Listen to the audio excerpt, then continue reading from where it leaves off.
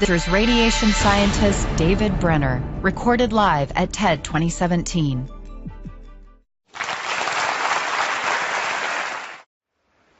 So, we're in a real live war at the moment, and it's a war that we're truly losing.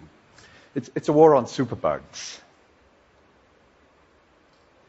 So you might wonder, if I'm going to talk about superbugs, why I'm showing you a photograph of some soccer fans, some Liverpool soccer fans, celebrating a famous victory in Istanbul a decade ago. Well, in the back, in the red shirt, well, that's me. And next to me in the red hat, that's my friend Paul Rice. So a couple of years after this picture was taken, Paul went into hospital for some minor surgery. And he developed a superbug-related infection. And he died.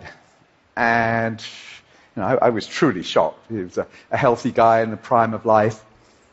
So there and then, and actually with a lot of encouragement from a couple of TEDsters, I declared my own personal war on superbugs.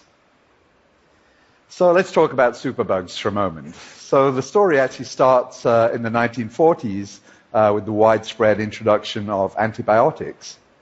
And since then, drug-resistant bacteria have continued to emerge. And so we've been forced to develop newer and newer drugs to fight these new bacteria.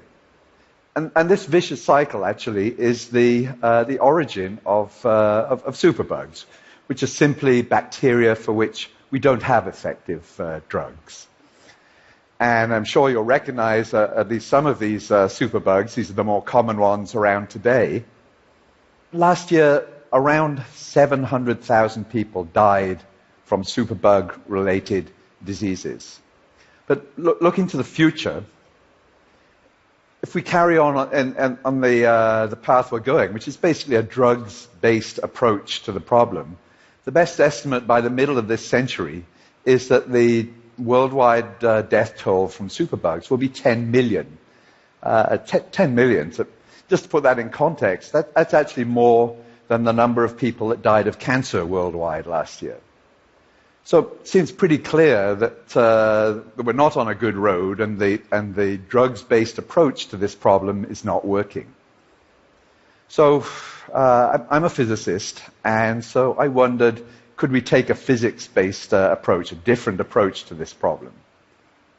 And in that context, well, the first thing we know for sure is that we actually know how to kill every kind of microbe, every kind of virus, every kind of bacteria.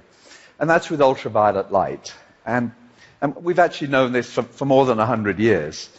So I think you all know what ultraviolet light is. It's part of a spectrum that includes infrared, includes visible light, and the short wavelength part of this group is ultraviolet light. And the key thing from our perspective here is that ultraviolet light kills bacteria by a completely different mechanism from the way that drugs kill bacteria. So ultraviolet light is just as capable of killing a drug-resistant bacteria as any other bacteria. And because ultraviolet light is so good at killing all bugs, it's actually used a lot these days to sterilize rooms, sterilize working surfaces. And what you see here is a surgical theater being sterilized with germicidal ultraviolet light. But what you don't see in this picture, actually, is any people. And there's a very good reason for that, in that ultraviolet light is actually a health hazard. So it can damage cells in our skin, cause skin cancer. It can damage cells in our eye, cause eye diseases like cataract. So you can't use conventional germicidal ultraviolet light when there are people around.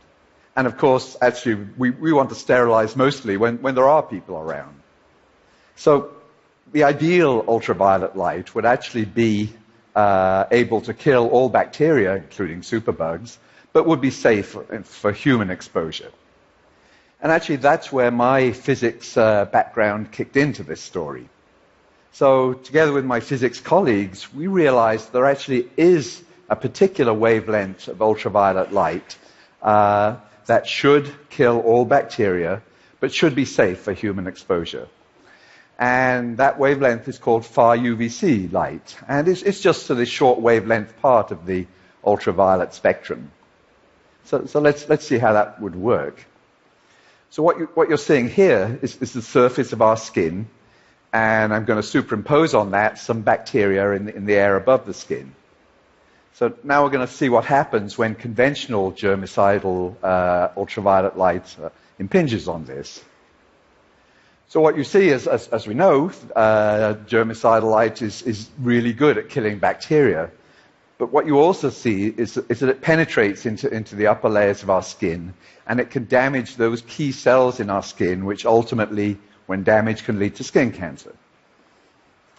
So let's compare now with far UVC light. Same situation, skin and some bacteria in the air above them.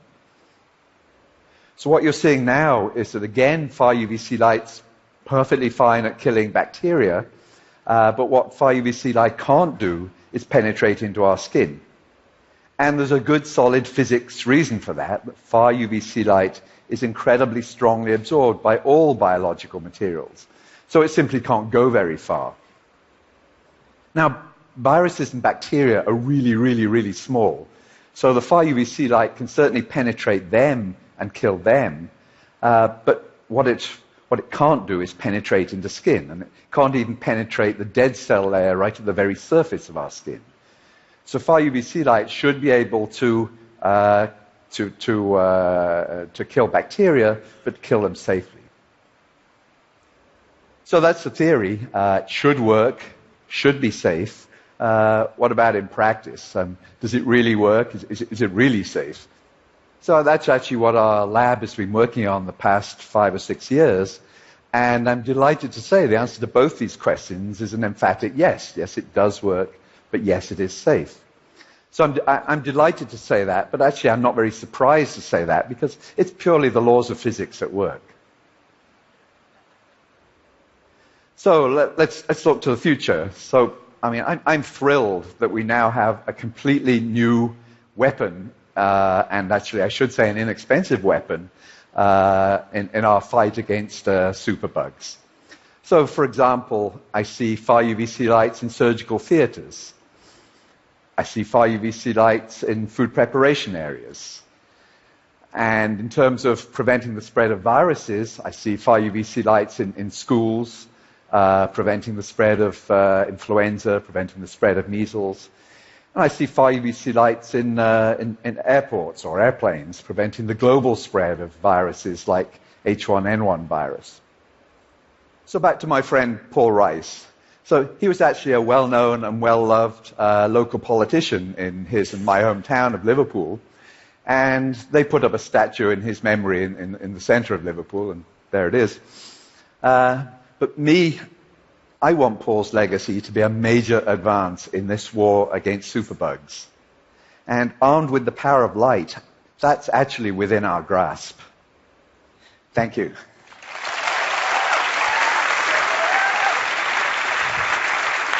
Stay up here, David. I've got a question for you.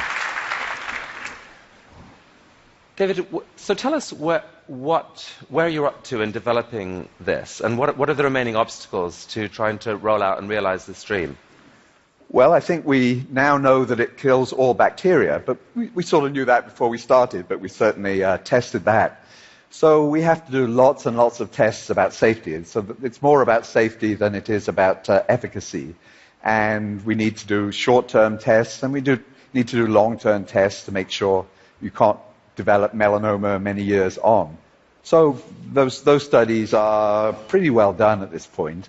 The FDA, of course, is something we have to deal with, and rightly so, because we certainly can't use this in the real world without FDA approval. I mean, are you trying to launch this first in the US or somewhere else? We're actually in a couple of countries, in Japan and in the US, both. And have you been able to persuade biologists, doctors, that this is a safe approach? Well, as you can imagine, there is a certain skepticism because everybody knows that UV light is not safe. So when somebody comes along and says, well, this particular UV light is safe, there is a barrier to be crossed. But no, the data are there, and I think that's what we're going to be standing on. Well, we wish you well. This is potentially such important work. Thank you so much for sharing this with us. Thank you, David. For more TED Talks, go to TED.com.